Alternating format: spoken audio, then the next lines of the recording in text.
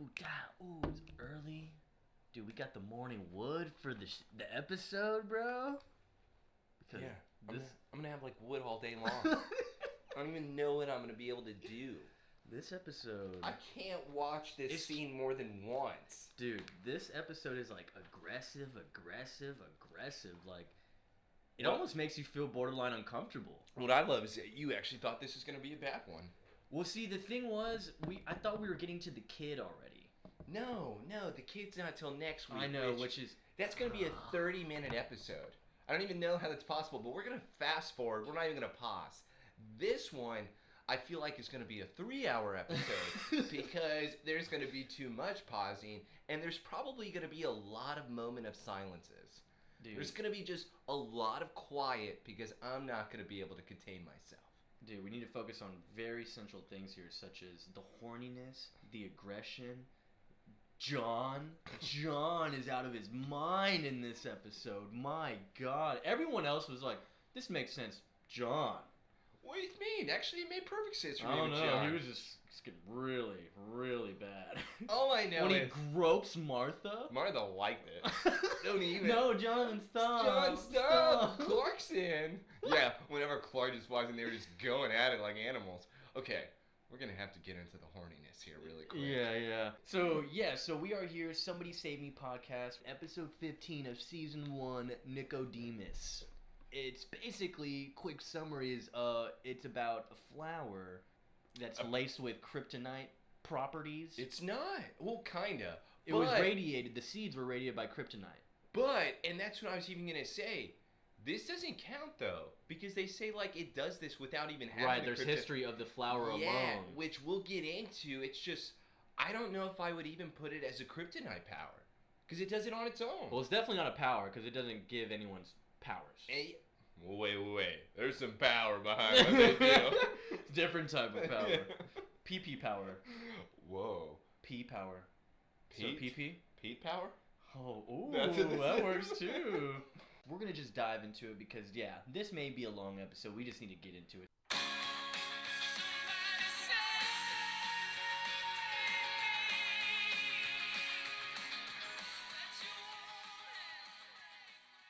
So we're opening up on the flower. The flower that's obviously, this is going to be the central thing of the episode. This is clearly the main subject. And so we have someone who looks frantic, sweating out of his balls, like, I don't know, this man is freaking out on the road. Okay, so I even put in the notes here automatically. I go, why is this guy so mad? Is it because he found something that cool where he's having to call Lex Luthor's office?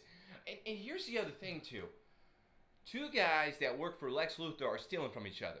Yeah. No. I'm gonna give it to Lex. No. I'm gonna give it to Lex. Like, yeah, I didn't get that because, like, I'm employee of Luthor Corp. I need to talk to Lino. I found something. And he's just so aggressive about it. And his name is James Beals, we come to find out. And he's just on the road. One road, whatever back road this is in Smallville. And he's pulling up to Jonathan. Joseph. Why does Jonathan pull over? See, that's the thing. But let me first mention the song that is playing in Jonathan's car. Oh, yes. Good Old Boys, the theme to Dukes of Hazzard. As every classic fan would know, John Schneider was Bo Duke in Dukes of Hazzard back in the day. The fact that this man's, of course, jamming to this, clearly intentional. Clearly, everyone's like, hey, we're going to put that Dukes of Hazzard reference in there. Everyone's going to get it. So you're saying that's what he was in college, really? That was his college years, and Martha was able to turn him around into the farmer. So you're saying that's why he's worthless. He was never truly a worker. He was on that moonshine. Instead, yes, he was just driving around causing chaos. It makes sense. I'm actually all about this. So now when we have Beals coming up to Jonathan's car, he's just honking away, like, get out of the way. And Jonathan is truly like, what's your hurry, pal? I'm not going to go anywhere. Jonathan, get out of the way. Just any normal person, like, even though you may be the aggressor sometimes in traffic, if someone's doing that to you, you're just going to move out of the way. You're going to move. Unless you're truly trying to be an asshole.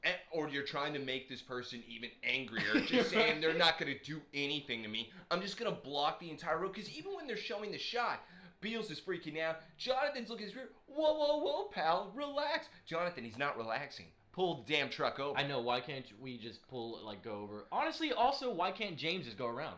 Well, it's because you'll see here, Jonathan is driving in the middle of the lane. He is driving in the middle of the street. And that's what's crazy too, because he's driving in the middle. Look how big that road is when they turn on it. He could immediately pull to the left, and Jonathan's like, "No, I'm gonna cut him off." And then I love when James is, gets too frantic, loses control of the wheel, and flips over. John's just like, "Whoa!"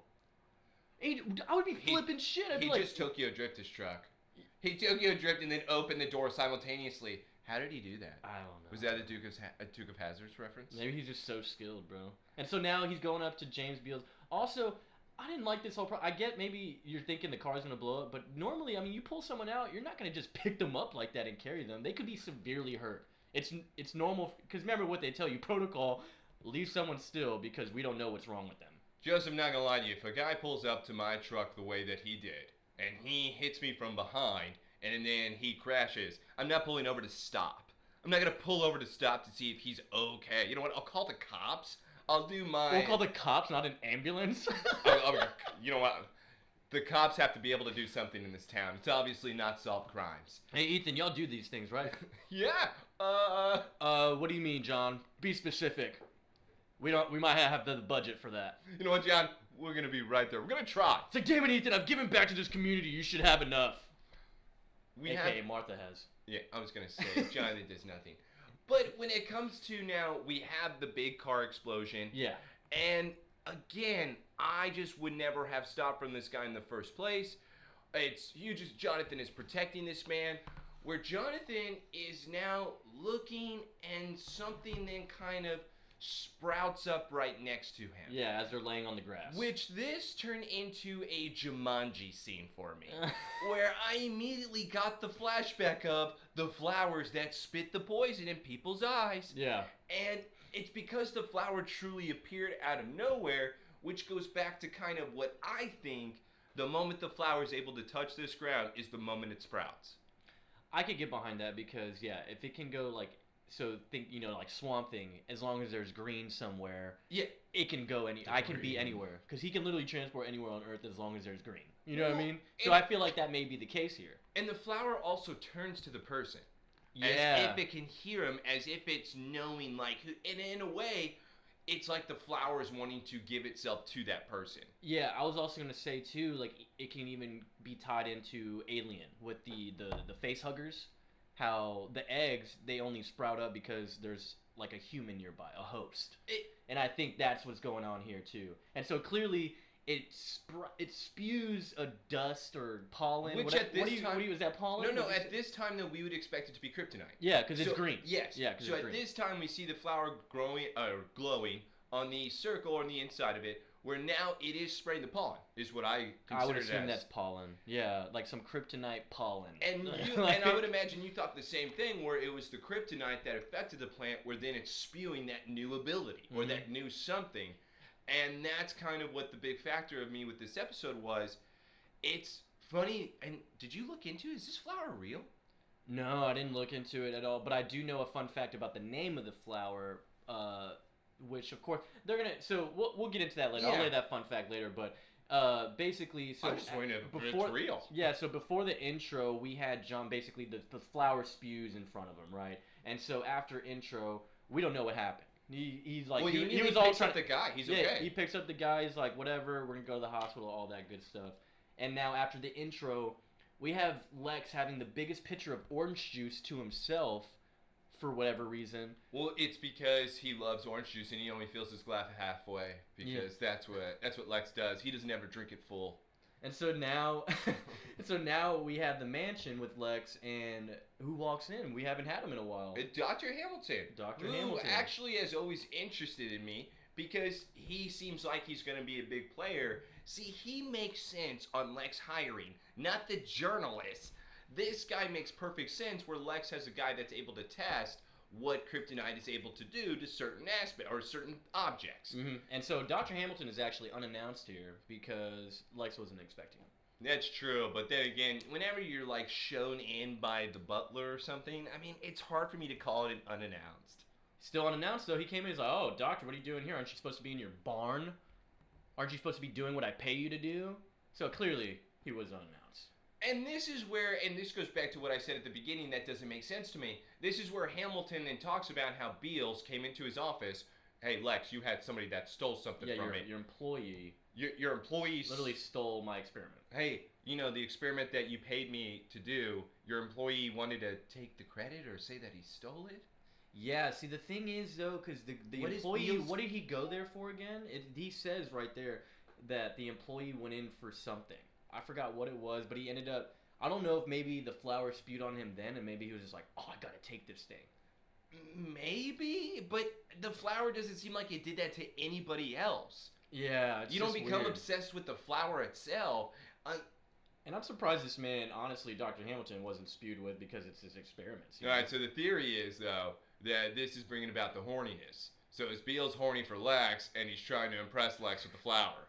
No, he was trying to get a hold of Lionel, remember? Okay, so is he trying to impress That's the only thing I could think of. I'm not even kidding. Yeah, his aggression was much different than what everyone else is about to experience. And everybody else... Actually, he might be online with Pete, because Pete later on, I mean, he was only aggressive. Really. Oh, yeah, but Pete's whole thing was on purpose. There is no way that Pete... Exactly.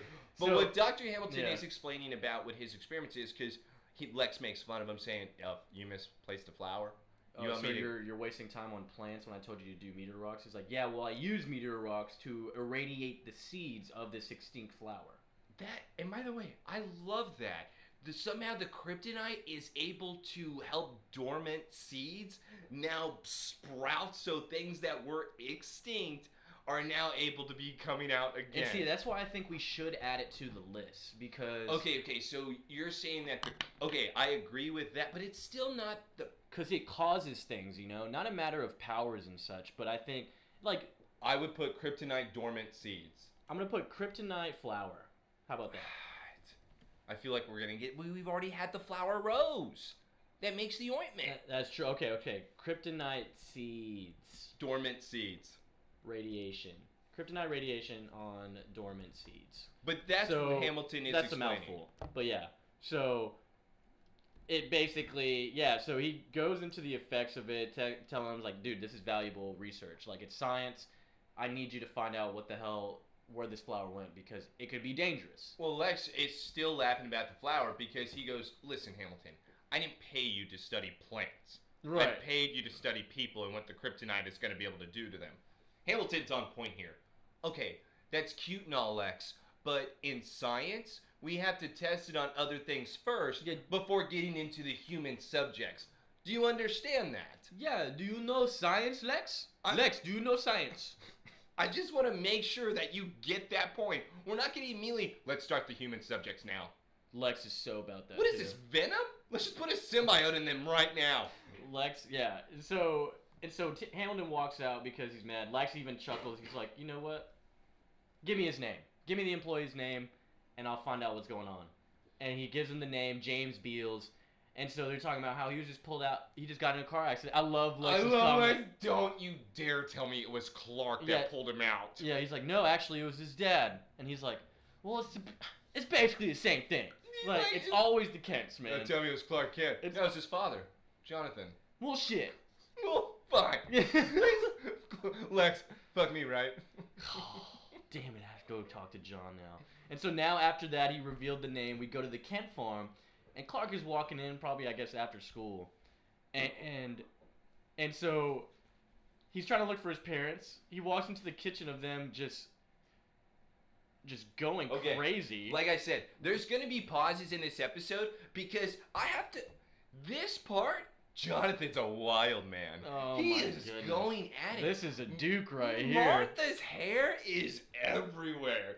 And I'm also going to ask, how long have they been going at it? Dude, they've been making out for at least 5 minutes. Like, straight. And I think this scene would have been better for me. And I'm sorry if this isn't I'm sorry. They should be naked. I think it would have been much... John is trying to be naked. You see him unbutton his shirt? He's like kind of glistening from a little perspiration. And this is why I'm saying this. You know how funny it would be if Clark walked in on his parents naked, like on the kitchen table? Be like that 70s show episode. It would be like, I eat on there. Like, he's like crying. He's like, damn it! That's where I eat dinner! Dude, and so yeah, he immediately turns away because he's just like, ew. And John smacks Martha's ass, dude! This man's out of his mind. Martha.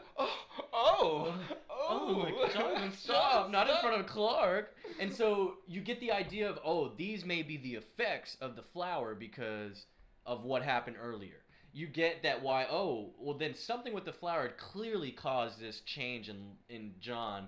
And he's also like, yeah, Clark, you want to watch some football on the TV? And what does he say, bro? Hold on, Joseph. So we finally have one of the questions answered here, which is, who drinks the beer? So Jonathan then even cracks open the fridge, grabs himself a brew, and then pops the cap and is like, hey, let's hang out. Screw chores. Yeah, hey, Clark, you could do those chores later, right? Yeah, and he's pushing more onto Clark. And I love that because I wanted to talk to you about that because you already know how we feel about John. This man said, chores, man, they can wait. Plus, you can get them done in 5 minutes, right? You can pick up the slack for me, can't you? Oh, you mean like every day, Dad? Yeah. Oh, so this isn't a new day. This is a Tuesday, huh? Oh, okay. This is like last Saturday. So yeah, now when I could have hung out with my friends, but I had to do your chores. And you wanted to watch the football game. You got to watch the game again, but I didn't. Did we notice what beer he's drinking? I tried to see what it was, and I thought it was the yellow label. I'm trying to remember what the beer was. It's like, I thought it was like a Mexican type beer. Like, you talking about Sol or Tecate? It's like a version of that, yes. Okay. But that's what I thought it was that he was drinking here. It's just, Jonathan is so wanting to take a day off, and everybody is like, Jonathan, who are you? Yeah, they're frantic. They're like, he's cleaning the beer with just the curtain, the kitchen curtain or whatever. She's like, John, why? This is not you. Why would you do that? Like, yeah, it's like, so basically, Clark just thinks, oh, John's just over in his head because he saved someone. And what a selfish little ass comment by Clark there. Oh yeah, Dad, you don't do that every day like me, so you're not used to it. I didn't like that either. It was kind of weird. Like, it's like, hey, you don't have no reason to act like that because if I don't do that, you shouldn't do that, Dad. Oh, no, and that's what it goes in reverse with. It's like, oh, Dad, you saved somebody, you mean like a normal Tuesday for me? Yeah, bro, I did that last night. What is it? Clark? So as they're, figuring out John, do you want to call Lex getting here unannounced? This isn't unannounced. All right. That's number 2. And so Lex walks in, and he is so cheerful. He's so happy because he wants to be able to check on the kids. And Jonathan, whoa. I have never felt so bad for Lex Luthor than I did in this scene. Yeah. And so we didn't even talk about, we're going back to our main point of really what kryptonite does to people. It makes them horny. John is out here. I think, honestly, you know what? Let me tell you something. That the flower they do establish because it was a historical flower. It's already, has its base thing and it does things to people. But the kryptonite aspect, I think it really brings in the horniness part of everyone getting spewed on. It could be. And you know what? I'm not even going to disagree with that because the only thing I think, because we're going to get to it, I thought they said that it makes man come out with his most hidden urges. Basest instincts. Okay, so that's what they said about it. And it's funny that they even say man though, because you make it seem like that it was all the men in the village versus we see that it affects the women too. It's true. And they go exactly the same way. I think but you know how they say the general I know, man? Yeah, they just mean civilization. When they first said it though, I really thought that it only affected the guys. That it was some type of plant where it was something that only affected the male species. That'd be interesting. That's what I thought it was. So and again, as it continues on, we see I was completely wrong. But back to where Jonathan is just destroying Lex, saying, "I never liked you. I never liked you. Don't like any Luthor. You suck. Get out of my house. I don't even like you being friends with my son. You're not even here to check on me. You're here to make sure I'm not going to sue your ass whoa, John, okay, man, I get it. Ease up a little bit. But Joseph, is he there to make sure he's not going to sue him? I mean, I bet kind of. Maybe because, anytime they're in trouble, Lex always offers money and shit. And it's like, I think he might be, yeah. And honestly, I'm not going to lie. Yeah, John probably right. I mean, he knows how this shit works, bro. And so, and then Clark has to finally grab him. He's like, Dad, enough. What the hell? He wouldn't care if they showed up dead. Okay, John, get it. Making a comment like that is like, you know what? If him and all the losers ended up dead, I wouldn't shed a tear. Bro, and then when Clark comes up and grabs his arm, Jonathan's first reaction. That was a firm grab. That was. But Jonathan, don't touch me. Yeah, he said, what? Get off me. What is this? And then I love this. He just basically disses Lex, goes up and says, I'll take a nap. He burped in his face. He burped in his face. He burped in his face like, He I'm said, going to go take smell that. I'm going to go take a nap. And then he's like, oh, Martha, here you are again. And then he goes up and takes a nap. Martha doesn't even try to apologize for him, which is crazy. Oh, it's because Martha's about to go get some D right now. Did you just see her face? I don't know what's going on. I need to go upstairs and check on him. You already see how Jonathan is being right now. So you know that the moment she goes upstairs, Jonathan ain't gonna stop. Oh my god. She is getting round number 2.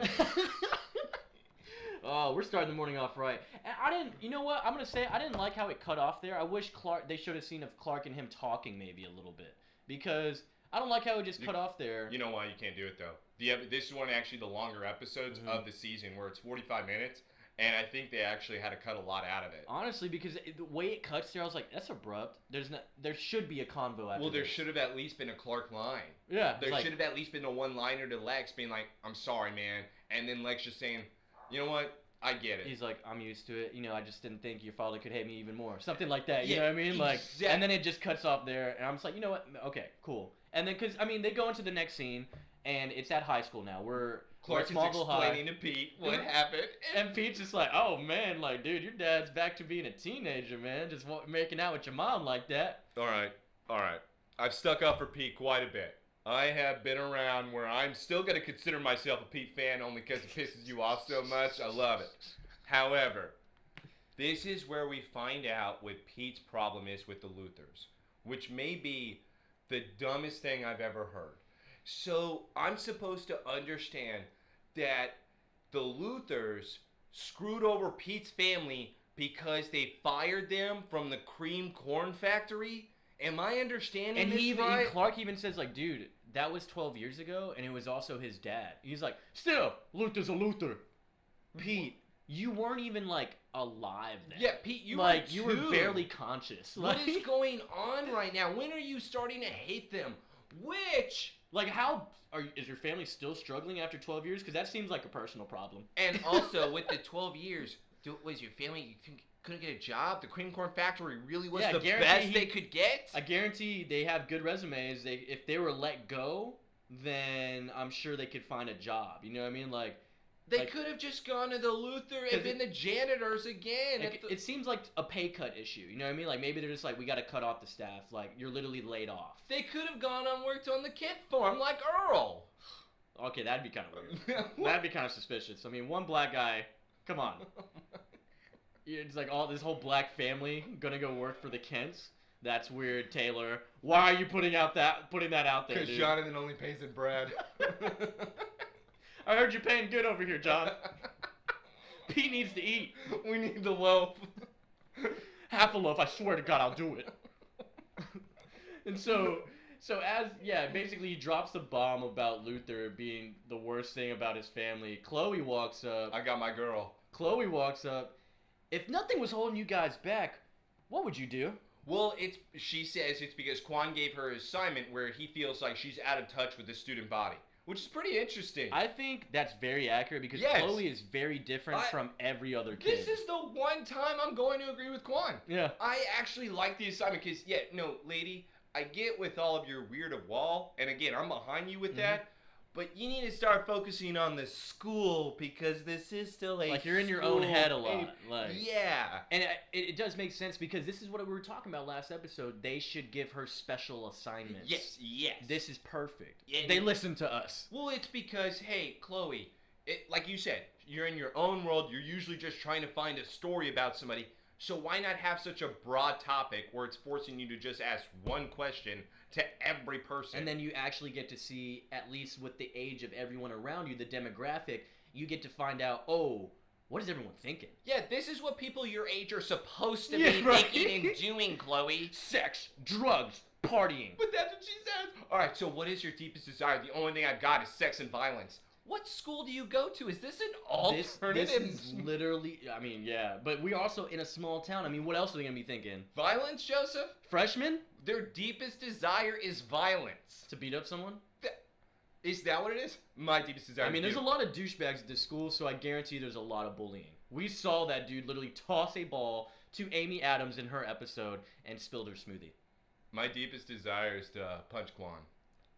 Okay. That would be great. I think I'd be all about that. So she asked that question, right? And so Pete is like, you know what? If I were to think about it, I'd go over to that hot girl because she's looking at me and I'd make out with her right now. What is your deepest desire? I'm going to go to that girl and I'm going to get on her. What?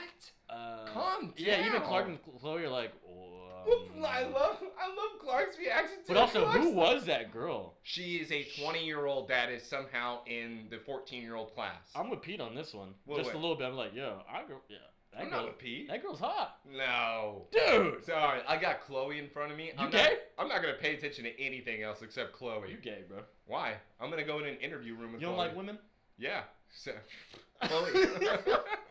And so Clark even chuckles. He's like laughing because honestly, that's pretty funny. I'm not even gonna lie. That was like, yeah, I'd go over there and make out with that girl right now. I was like, that'd be some shit I'd say. Yeah, well, it's like, dude, no. Like if I had pure just deepest desire instinct, yeah, I'm gonna go make out with some like hot girl in front of me. So and he's like, that's just human nature, Chloe. Later, and does he go flirt with her? He goes up and Yeah. talks to her. Hey, so did you read my article? Remember, I had this article maybe like 10 weeks ago. I don't know if you heard on Pete Ross. Pete Ross, you dating expert. I'm not gonna lie. I'll give it to Pete only right there because he clearly has the balls. Confidence. He has the balls, man. I'm like, you know what? I know you told your boy to come join you in the shower a couple episodes ago, but I'm gonna let that go. I'll let it slide right now because you got some balls, bro. I ain't gonna lie. Without the flower, you know what I'm saying? Like, I'm not gonna lie. But also, all right. Again, I'm sticking up for the guy. You know he didn't go in there and hit on her. It's like, yeah, so I'm Pete. I'm for the newspaper. Can I interview you for an article? Yeah, who knows what her response was? It was some type of extracurricular activity here. Like, your name Pete? She's like a foreign exchange student and shit. Your name Pete? Nobody knows her. Yeah, he's allowed to get away with it. What if he's just talking? He like goes through this whole introduction of himself, and she had no clue what she said at all. Like, what if she just had no clue at all what he said, and she was just like, American? American? You funny. Smallville. I go here. Pete comes back. I got her. I got the number, guys. It's like her Visa ID or something, bro. But this is now still sticking on the point of Pete here. We finally figure out why Pete is so butthurt about the Luthers. Has nothing to do with them. Chloe, Velma, figures it out in 2 freaking seconds. Because she talks to Clark about basically Pete is actually kind of jealous of your friendship with Lex. Dude, he's jelly. And in the last episode we talked about, we get a hint of it. Yes. Like, oh, you're kind of, because again, the problem you have with them happened 12 years ago. Oh my god. We could have let it go. You're reaching now. Pete Ross. Yeah, at this point, what are we even doing? You need to calm down. But Chloe's explaining, well, yeah, you haven't been hanging out with him. You've been hanging out with Lex every single day, so now y'all are just not even close anymore. If you're Clark, who are you hanging out with? Yeah, I'm hanging out with Lex. Yeah. I'm going to hang out with the millionaire. If you're really going to hang out with someone. Hold on. Now let me stick up for Pete. If Pete is really my BFF, I'm taking you along. Yeah, that's the thing. Yeah. Because they grew up together. They even talk about this. Like, they grew up together, and Pete, they've known each other the longest, even more than Chloe. And it's like, I mean, come on, bro. You're kind of... I would take him with me This also around. plays into the line where Clark's a little dumb, maybe a little oblivious to things, kind of high. Well, okay, yes, Yeah. but... It's like, Lex, let's hang out again, man.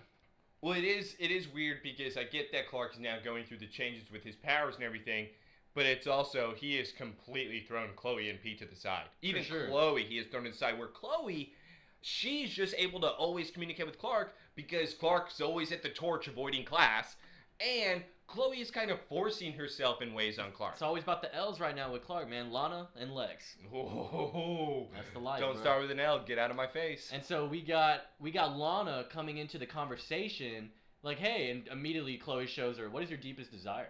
And also, what kind of answers to catch the big one? Oh, yeah. We and got the other ones were followed by. So I wanted to pause it on the actual list that she shows from the students. One of them is like, I want to compete with men and a water sport or something. Someone says to fall in love with an exotic dancer. Yeah. Is that not what you would So want to literally do? he's saying, I want to fall in love with a stripper. Yeah, that's exactly. Is that not your life goal? Is this what happens in Smallville? This is what happens in a small town that doesn't have a strip club. No wonder Wade and Scott ended up the people they were. Getting tatted and whatnot with Whitney. No wonder. This is the demographic. That guy should have just gone to Club Zero. If it was still open. Yeah, closed down. And so Lana, what is her deepest desire? Oh, yeah. It's to climb the windmill down in Chandler's Field. I'm sorry. Even Chloe's reacting weird to it. Also, but kind of being a little bit of a dick about it. Okay. She's like, that's your deepest desire? All right. You're lame as shit. She is lame as shit. It is lame. How on earth is that your deepest desire? You couldn't think of anything. Even if it was like, I get the being able to look over a scenery, but wouldn't you say climb a mountain? Wouldn't you say like something No, that's... climb a windmill, bro. Wouldn't it be something that's actually difficult? Not something you could do right now? That's Smallville's mountain. My deepest desire is to climb that ladder. Because we can see the Metropolis skyline, bruv. Then climb the ladder. That's all you have to do. She's clearly scared of heights. Maybe that's the thing here. I'm scared of heights and I'll climb a ladder.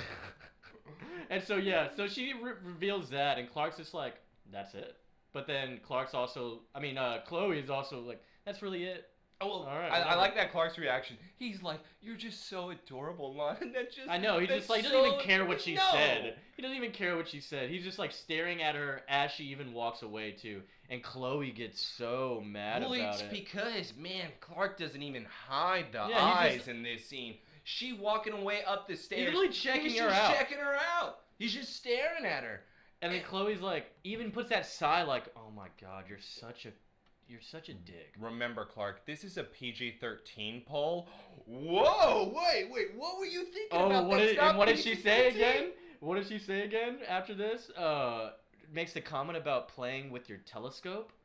So Clark is explaining that that's why he's checking out Lana. It seems like that he hasn't had a lot of Lana time, so it's just built up into his system where he just can't help. He has to stare at her when he can because Whitney has made it a no-fly zone. Oh, really? Because that's her boyfriend. Hold on.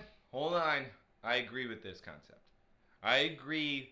Listen, Whitney can't hang out with her. It's gonna be cheating of me to be able to hang out with her while he is taking care of his sick father. Sure. I would look like an asshole. Because we've already been over, he was too much of a hero in that. Once you find those things out, you're just shooting yourself in the foot. That's all he has done. And he is telling Chloe, don't worry, I can't do anything about Lana. But I love Chloe's response. Listen, Clark, there are other girls out there. Other girls out there that don't require crossing an emotional minefield. And Clark's just like, well, I just can't turn off my feelings for her. Clark's like, you can either sit in your loft and play with your telescope, or move on. Masturbation joke?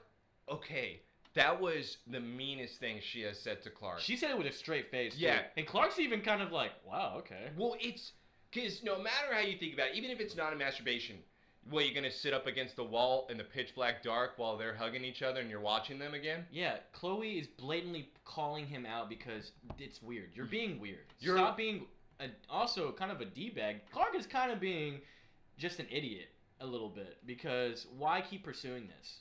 Well, you're just going to cause yourself pain. Because here's the thing. Why are you doing this if you're not going to pursue it? Right. So if you're saying Whitney has his own family issues, I get that. So then you should move on then.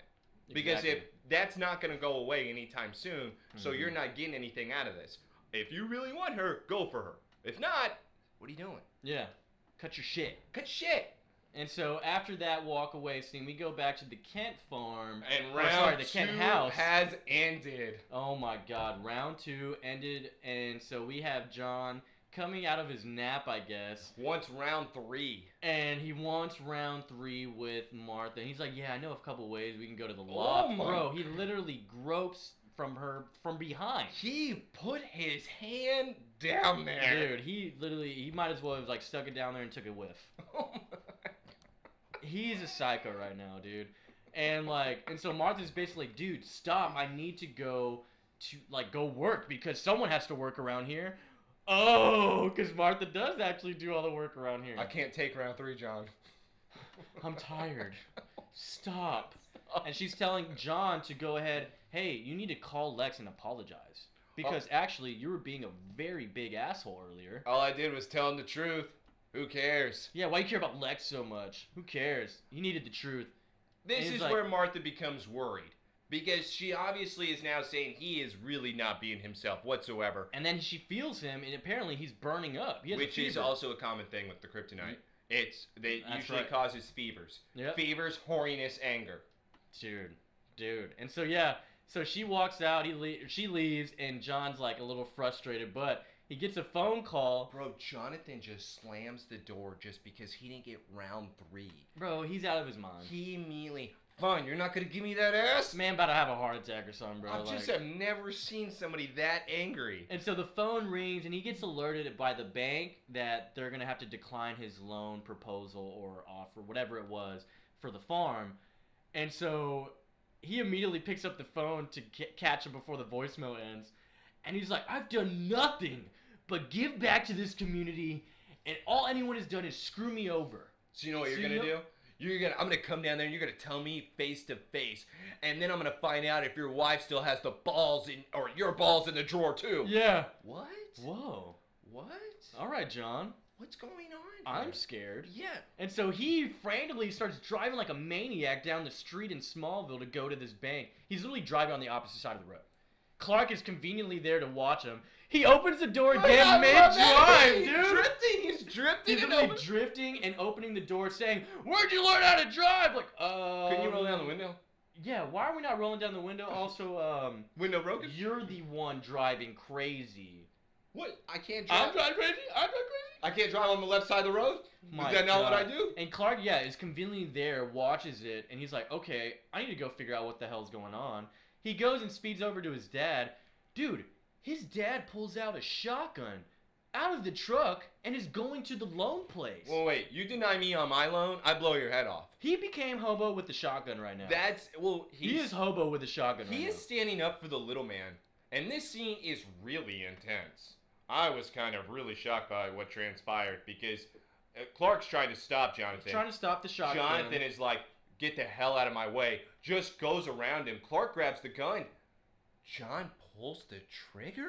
He like, it looks like he's intentionally pulling the trigger. He's intentionally pulling the trigger. He has to cock it in order to shoot. Yeah, and he shoots Clark, and then that's when he kind of comes to his senses like, oh shit.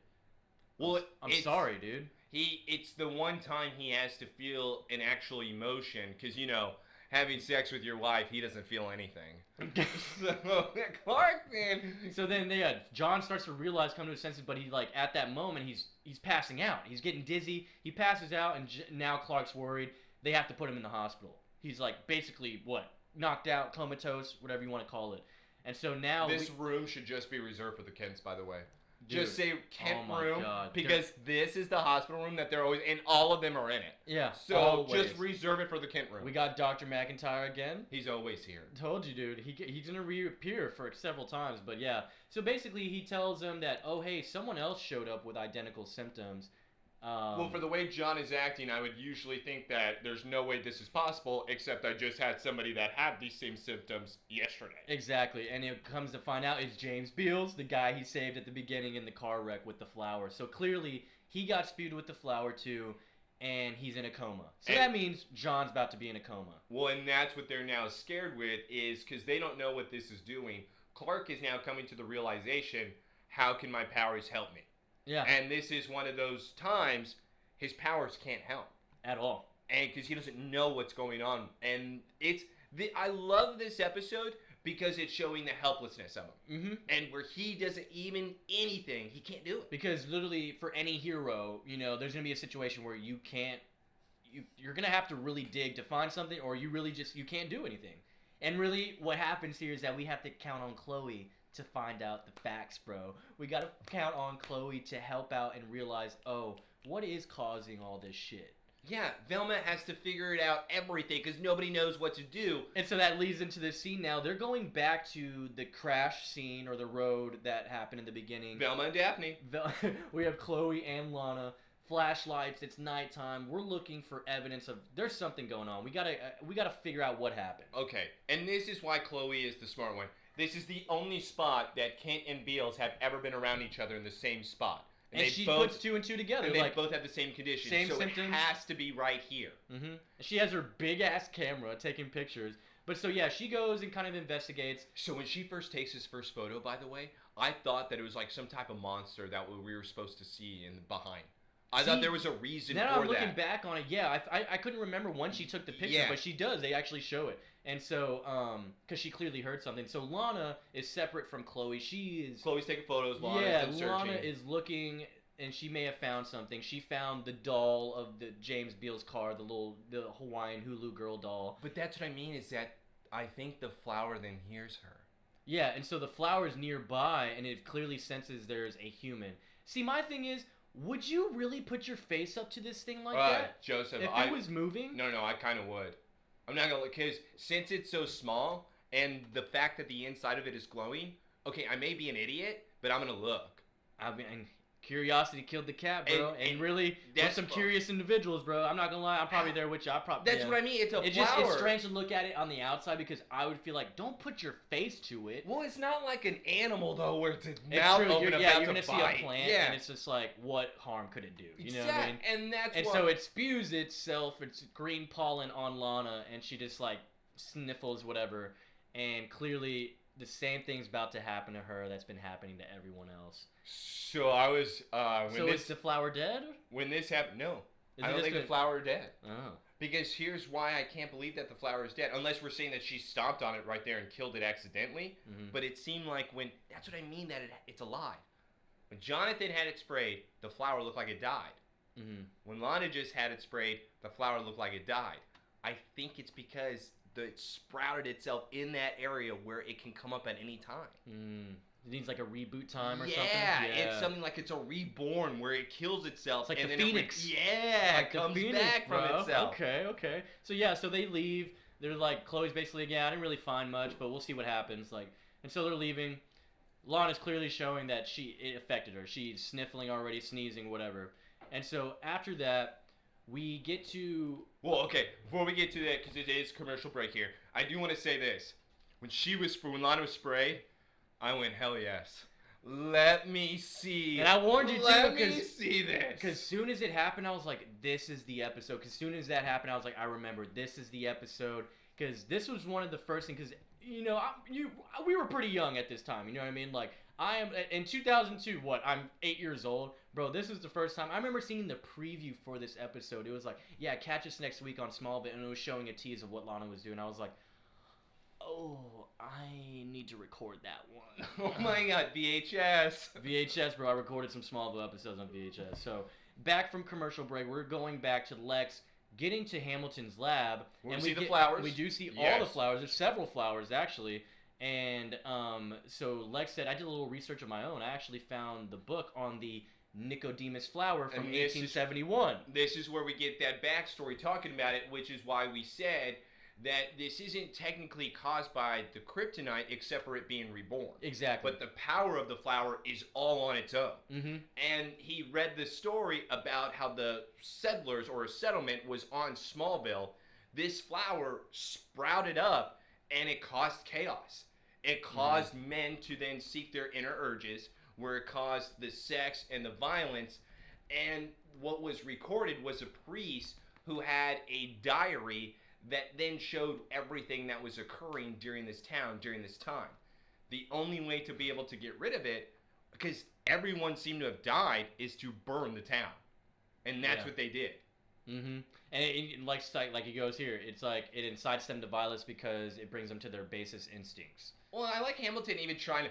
Listen, Lex, they chalked that up as folklore and nothing else. If they chalked it up as folklore, why am I looking at the plant right now, moron? Yeah, it's apparently extinct. Yeah, why am I looking at... Why are the jars? Why do you have flowers here? Yeah, and so he even talks about... He says basest instincts, right? So yeah, it's impulsiveness, but it doesn't say anything about hormones. Getting turned on, horniness, anything like that. It says violence, instincts, fever.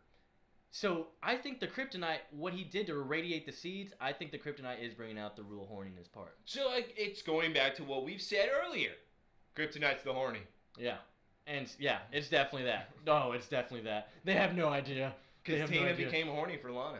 And even, I love how Lex here, he's like, why can't I check out one of these flowers? Let me check out one of them. It's like, oh God, you're the last person that needs this right now, Lex.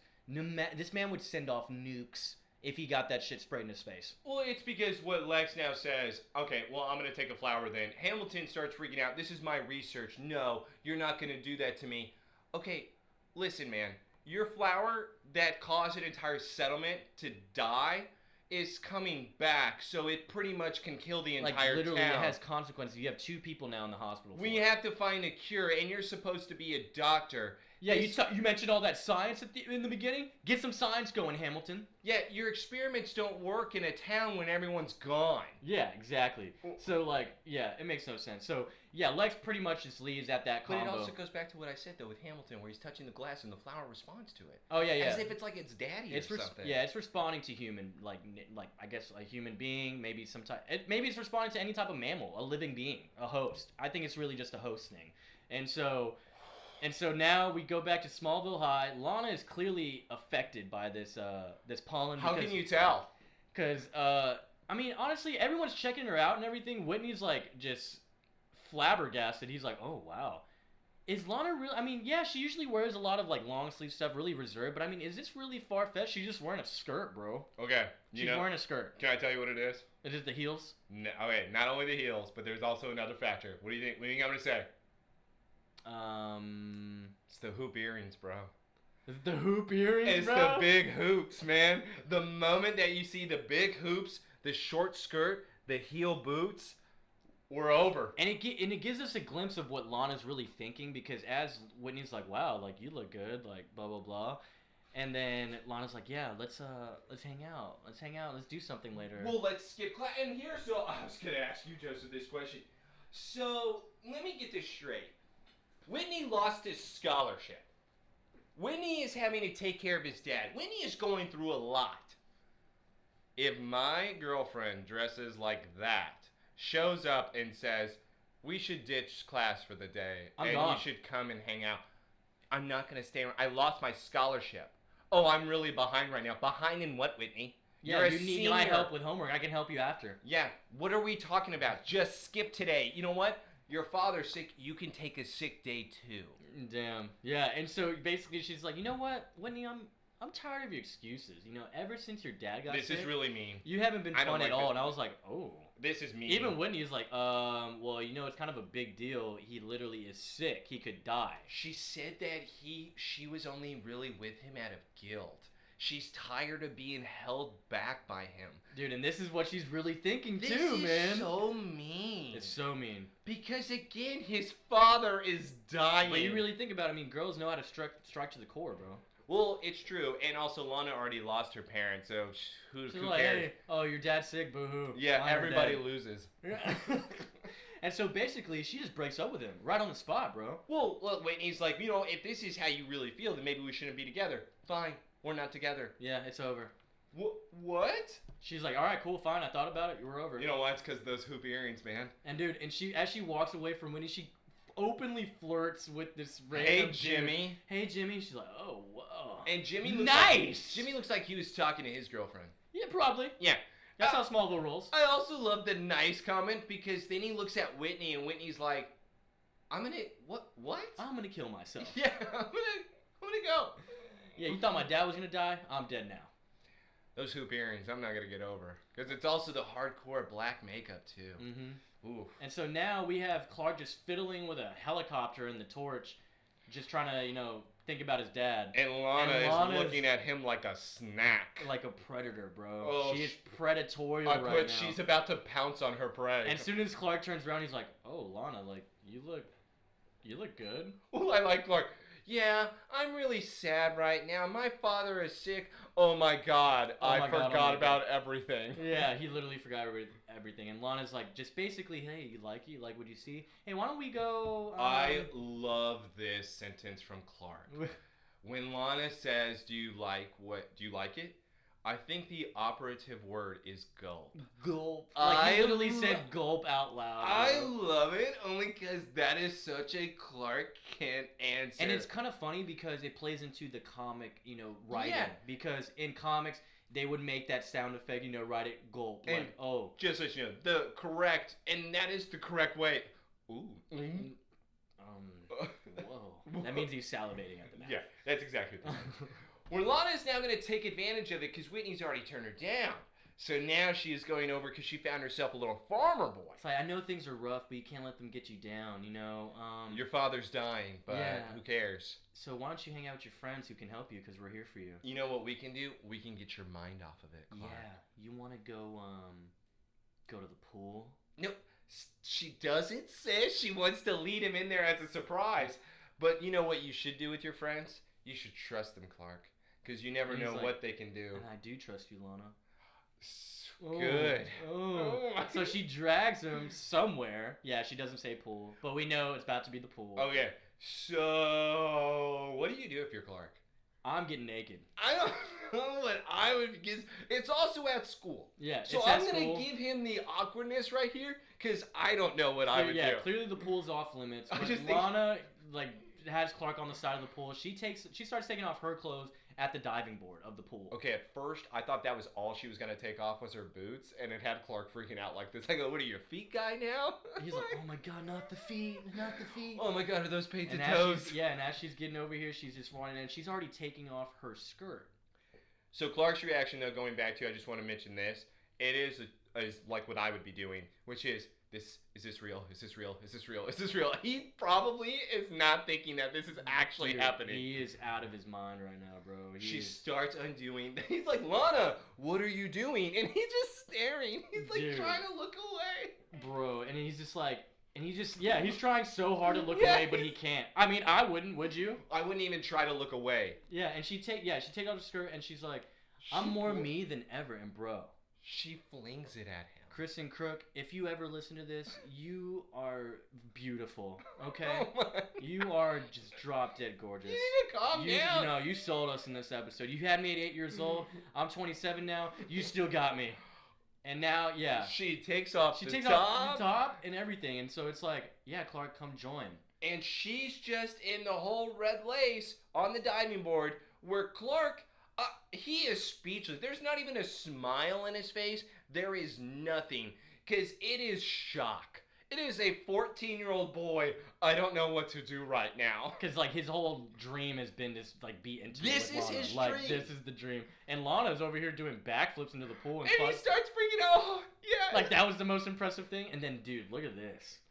Oh, my God. Okay. If you saw her come out, wet hair, hoop earrings, and she's just looking at you like, Clark, come on, come in. I have my pants off already. Alright, so she then gets out of the pool and comes towards Clark. Just wanting to... Clark is just staring. Clark is just looking.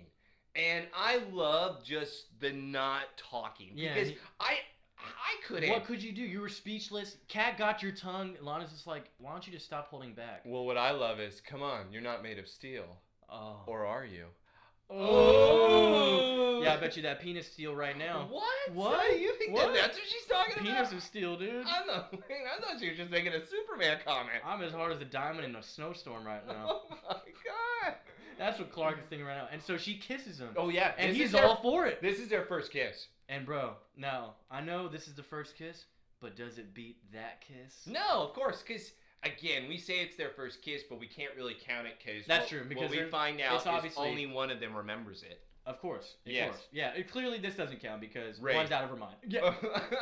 A rape kiss? Wait, what? Is this now the second girl that Clark has done this to? Chloe didn't remember. Now Lana can't remember. Dude, Clark is just the innocent victim. Clark might be Bill Cosby. The Bill Cosby of Smallville, dude. Does he ever say you want to put him pop? Dude, and so yeah, they're making out, and it's just wow, this is great. What? And it's like, and I actually, I'm telling you, bro, I'm buying it, man. They had to have been a couple in real life. They had to have flirted in real life. I'm sorry, I just can't get. Oh. They had this is they are too going genuine. at It's too genuine, bro. And Clark really does stop it. Oh, whoa, wait. This is too fast. Yeah, he came in his pants. Yeah, he already finished. He ejaculated. That's why this was I'm sorry, Tom, if you're hearing this, but you ejaculated, dude. I'm sorry. This is the she's out of my league scene. No, that's exactly what this scene is, where he's got a big oyster on his shorts now. I ejaculated early in my pants, and they're just like, yeah, no man's gonna lie. No man's gonna lie about it. Because why would we? And that's what Clark is doing right now. I was like, wait, no, it's too much. My only problem with this part. Why? Why does he lose balance? He is Superman. He is Clark Kent. Why is he losing balance? Because if he stands up straight, then she's gonna see the erection in his pants, and he's trying to. He's standing full attention, bro. He's trying to adjust. He's trying to get himself together. And you're telling me a little poke from Lana is gonna really push him over the edge? Bro, I'm not thinking of anything right now. I'm so off balance because I have red lace in front of me. It's red lace, dripping wet, hoop earrings. I don't know what I'm going to do. I'm off balance myself. That's my only problem with this scene. Because he should not be losing his balance. No, the only problem is that she pushes him in. He's underwater for like 10 seconds. Yeah, and she runs over, and then Clark comes up where who does he see? Quan. It's Principal Quan. And yet nobody knows, though. Nobody knows anything will happen. That's all I got was detention because I fell into a pool and I was skipping class. That's all I got busted for, and I got that show beforehand. I won! I am a winner! You said Saturday detention, Quan? I'm there. I'm there early. Yeah. You want me to bring you some breakfast? I'm feeling really good about this day.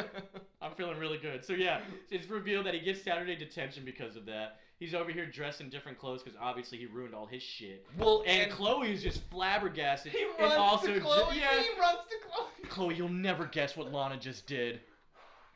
And so, but what'd also, she do? it also helps with the investigation because Chloe's putting two and two together again. Hey, she's acting like that. Wasn't your dad acting like that? Well, what I love though, you know why she's saying that. Lana would never do that. You know that, right, Clark? Lana's not that person. Yeah, she'll never do that, but I could be. I could do that. Where's the flower right now? I'll find it. As long as we have a cure, I'll find it. 2 flowers? She just like injecting that shit into herself like just every morning. And so, yeah, so they basically just talk about how Lana is just not herself. It seemed like she knew what she was doing, but it's like, Chloe makes Lana go softcore. I was like, what? Porn reference? Dude. A masturbation reference and now a softcore porn reference, all from Chloe. Dude, Chloe's doing something behind the scenes, bro. She's well informed. She is going I do enjoy Clark though, because Clark did not buy into it. As much as I would have as a 14-year-old kid being like, no, she likes me. You don't know what you just saw there. She likes me. Dude, I forgot to add because remember when she tosses him the skirt at the pool? Yeah. He totally wanted to sniff it, dude. He totally wanted to sniff it. He took that skirt home with him. She is never getting that skirt back. Yeah, she had to have ran out without grabbing her clothes because there's no way she was. There's no way she put that skirt back on and those boots. Impossible. So Chloe's for sure a sense of jealousy here. You already know she would be, but they're still trying to put two and two together. Mystery Inc. here, trying to figure out what's going on. And so Chloe finds something on the computer at the torch where looks like because she's looking at the picture. She's looking at the picture that she took, and she sees Dr. Hamilton in the back because the flash went off, and she can see that he was the one lurking around. So, because I don't know if they explain it, does he actually find the flower that was there and grabs it and brings it back to the lab? No, because then they don't explain what happens to that flower. They don't. Which that's what you and I, going back to what we've talked about. I think that there was things that were cut here. Yeah. In order to be able to make it a shorter episode to make it fit. Because to your point, plot hole. I think the Hamilton thing, he did take it. I think he did take it, yes. But who knows? They don't show. They don't show. They don't explain. But it would be the only explanation on why that flower is not there again. And why that flower is not able to sprout up again. Because, again, it's like, one spray and it's done. If that's the case, then it wouldn't have came up for Lana. Exactly. And if it came up for Lana, then that means it could come up again. Mm-hmm. And so, after they make that reveal, they're going to go talk to Dr. Hamilton. We go to Talon, where Lana walks in. Which is open. Yeah, the Talon's open. Remember, we had grand opening last time. So, wait, I do have to ask you before we get into it. No more beanery, right? Dude. Well, so, actually, I will say, beanery's going to come back at some point, but it's going to just because it's top competition. Good. I need some competition. I told you, dude, Talon is so much better. Yeah, Talon is awesome. I don't need no arcade machine, dude. Give me this. Give me movie theater with a cafe. I'm about it. I'm about it. If Harry's playing the piano, I'm probably going to have the beanery. Yeah. Yeah. Too bad he's dead. Yeah, it's a shame. And so, yeah, Lana walks in late to work, and then the employee is like, hey, you're the assistant manager. Nell's gone. Are you going to help us? And Lana's like, yeah, really, that's not my issue. We're closing early. Yeah, I'm taking off today. Yeah, we're closing early. Everything's on the house, so we're closing early. Bye. And Lex is there, and so Lex is like, well, Lex is on the phone asking about Jonathan and Beals, and all he's hearing is that they're just getting worse. Yeah, and it's like, what the hell, Lana? This is my property, and Lana's just over here putting whipped cream on her fingers. Can you tell me that? She's pulling a waiting move, Andy Milonakis, bro. She might as well be doing whippets. That's the only thing that really confused me about the way she was acting was the whipped cream. Yeah. I mean, is that what you thought about always whenever you're serving coffee? I just really want some cream right now. Like, is that, and it's weird even how she's like licking it because it's like a little on her finger, and then she's grabbing her other finger, and then she's, oh, hey, Lex. Oh, Lex, my boss. Oh, let me put some whipped cream on your lip. Do you want any? Dude, yeah, and so like, even Lex is like, hey, you're not impressing anyone with the attitude. I was, king of that shit. Okay, Lex should probably have backed up 5 feet in this scene. Yeah, no, they're already too close. As soon as she starts getting up out of her chair, getting up in my face, I'm like, I'm uncomfortable. I'm not going to jail. I should not be going to jail. And it's like, you only invested because I asked you to.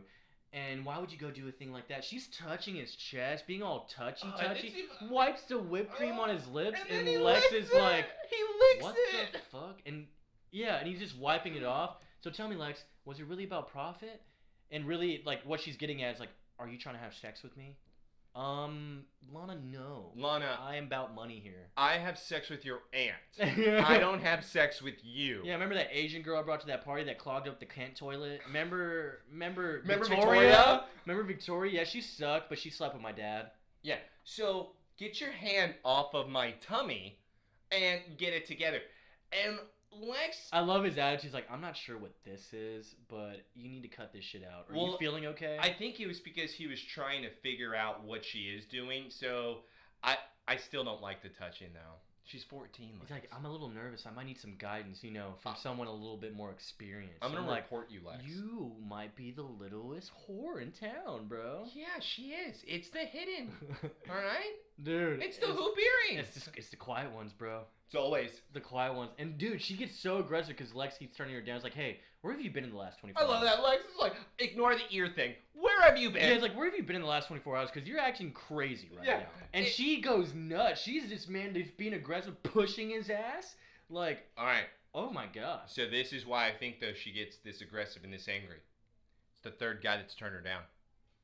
That's true. So she's been so horned up where she hasn't been able to get her rocks off. And she's also being, this is where the insecure part goes. It's like, oh, because I'm not the sad little girl that everyone feels sorry for. Oh, so everyone's going to blah, blah, blah. And so, dude, she throws glass at this man. Well, it was to distract him so then she can run over to his table and grab his keys because she saw those keys from the start. Oh, dude, she's out here just stealing Porsche. Also, this is the first time I think we've seen Lana drive.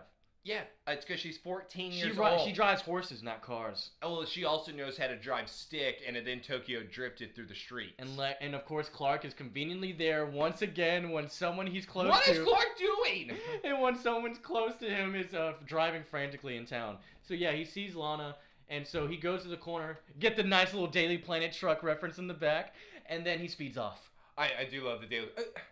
I hate that Clark is there. He's there every time. It's because it's like there's only one street. He's patrolling the street. But remember when Lana said that one time when she was sober and okay and coherent, but you're always there when we need you. Ooh. And so after that, after he speeds off, we have Chloe showing up to Hamilton's lab. She's like, hey, Hamilton, what's up? She says Chloe Sullivan, Smallville Torch. I'm sorry, what? What is that? He's not going to know what that is. You're telling... We already know this man's a hermit. 7 years she has worked on this torch, Joseph. She has been the editor-in-chief. She is going to introduce herself. Chloe Sullivan, editor-in-chief of the Torch. You might as well showed up because you are a 14-year-old girl showing up to a grown man you've never met. Hey, yeah, Chloe Sullivan, I'm 14. I pick my belly button sometimes. Hey, nice to meet you. What? Hey, I'm Taylor, manager of The Gap. 14 years old. How can I meet you? Chloe Sullivan, Smallville Torch. Yeah, I don't know what the fuck that is. Please get out of my office. I hate people. I only deal with Lex because he's my employer. And yeah. It's funny because she then even says, I want to be able to talk to you about the woods last night and what the hell you were doing there. Hamilton doesn't even care. Yeah, he's like, I Hamilton search is for like, meteor samples. Yeah, what do you want? As you can clearly see, this is what I do. I search for samples. Great photo of me. Thanks. Anything else I can help you with? He's like, I heard voices and whatnot. Yeah, who cares? I just figure teens are out there trying to party. Because that's what happens. And we do know that. We actually get confirmed in the episodes that they do party in the woods. But what you find out, though, is that once Velma, she comes into your office, she's going to find something whether you want her to or not. Where she sees on the desk the Nicodemus book. Where she immediately says, you know what, you're right, I'll see you later. Well, wait, what were you doing last night in the woods? Partying with friends. Like you said. Yeah. Clever. Ooh, clever. She's so good. And so, yeah, Lana shows up at the Chandler field because of the windmill. This is her deepest desire. Also, she ruined Lex's car here. Yeah, completely. If you can't see the bottom of it's destroyed. Dude, if there's dirt like that on the window, my God. And thank God Lana's not coherent, because why are we not questioning, hey, Clark, how the hell are you over here? Clark, where did you show up from? She even has that look like, Clark? Well, you know what I'm about to do. Come on, man. And here's the thing. Why wouldn't Clark, if he's so worried about her, just grab her? I love the black and red color palette on both of these guys. Why doesn't he hit her forehead in this scene? Oh. Why doesn't he do that? Yeah, and so he's like, if I need you to get to the hospital, it's like, don't avoid the question, Clark. Are you in love with me? And he just goes, Lana, like, dude, just say yeah. She's not gonna remember. Yeah, but he doesn't know that she's not gonna remember. So even though it's still him knowing that she is different, knowing that she is not herself, he still feels like that if he tells her some type of secret, she is going to be able to remember it. So he's going to keep those things close to the chest, where Lana finally goes up the ladder. Gets lightheaded like John did. Yes. And passes out and falls. Okay, I have a huge problem with this scene. Why is Clark like it's a pop-up fly, where he's like, the sun's in my eyes. I can't see. And he's going dude, like she barely climbed up that many feet. And he's like, I can't do this. I don't know if I'm gonna catch you. Like this should be an easy day in the park. You know what I mean? It's like the simplest thing he's done. This is just a dog walk in the park, man. This is more simple than you punching the hole in the ground on the school field This was trip. actually probably an easier catch than what you did with Lex last episode with the couch. He is truly just the sun. And then so Lana finally coming to her sense, like, Clark, oh. Like, kind of weirdly, like, coming to her senses, like, what's going on? And so after that, she passes out. Obviously, next scene, we get her admitted into the hospital because... This is our favorite place. Yeah. We love this place. They love Smallville General Med. So she gets wheeled in on the gurney. And so she's got the same symptoms as Dad and Beals that Clark says to Martha. And of course, ooh. Whoa! Whoa! Oh, I think the pollen got into my nose, dude. I shot the flower in your face. If I start groping you, Taylor, I'm sorry, dude. I won't stop. What? And so Lex is actually here too with Martha, and so Lex tells her, "I got the best doctors coming in here." Martha just like, just nods, not a thanks. Well, it's because it's like she wants to say, I have to continue John's legacy of being a dickhead of the Luthers. My God. That's all that and was I get from it, you know, stand by your husband and whatnot, but dude, he is helping. He's literally here attending to John. He's saying, I'm going to bring over the best doctors from Metropolis, and we're trying to figure out something. At no charge. Yeah, this is no charge to you, Martha. Next time, I'm going to charge you. You got declined a loan. I know you can't pay for these bills.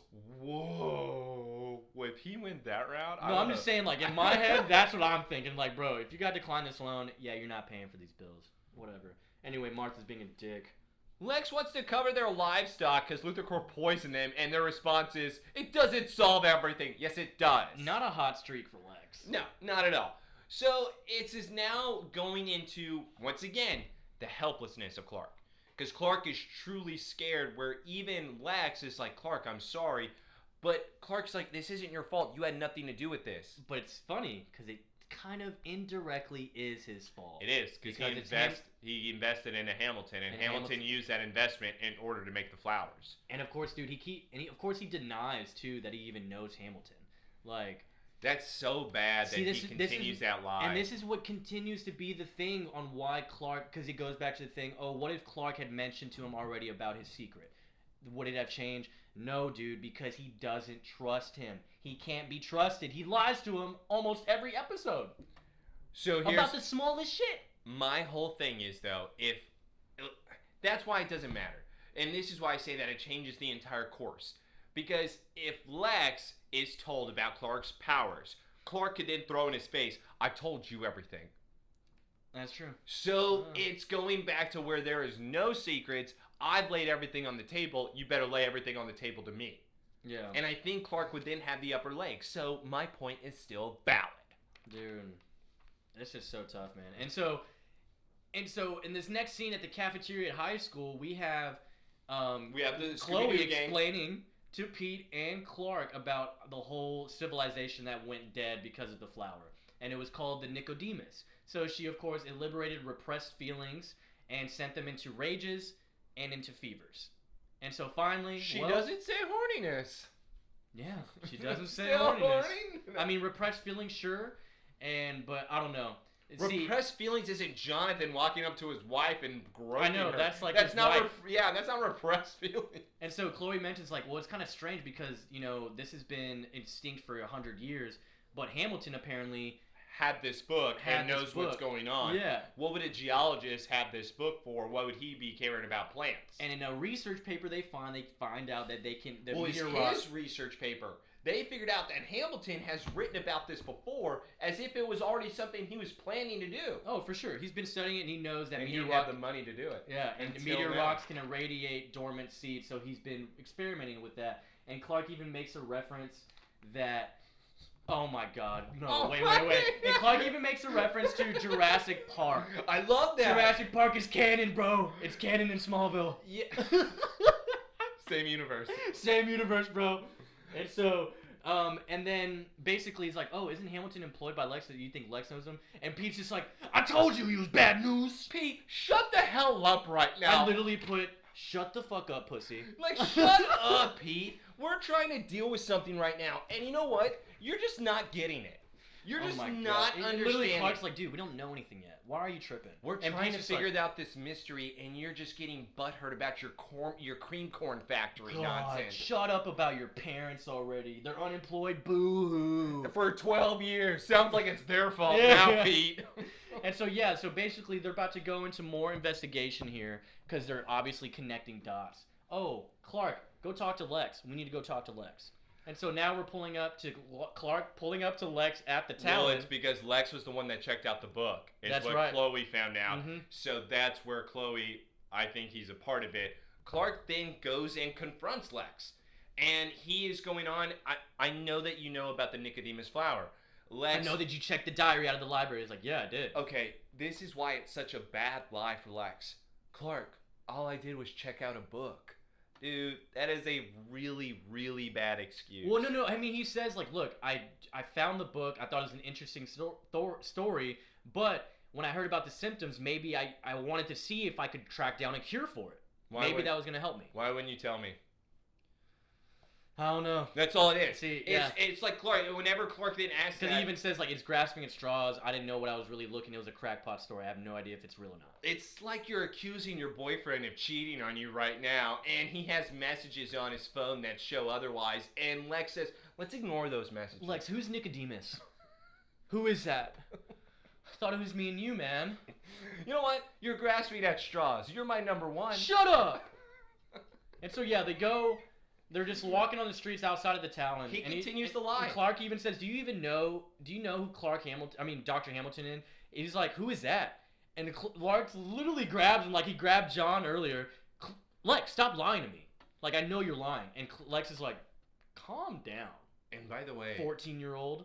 My dad is actually dying right now. It's totally valid. I don't want you to tell me to calm down. Yeah, it's pretty valid. This is the one thing where Lex shows kind of the evilness of himself in the friendship.